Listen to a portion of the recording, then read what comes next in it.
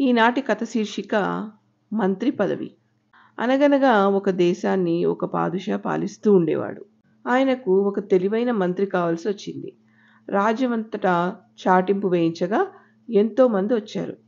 వచ్చిన వాళ్ళందరికీ పాదుషా పరీక్ష పెట్టాడు. కానీ ఒక్కళ్ళు పరీక్షలో నెగ్గలేకపోయారు.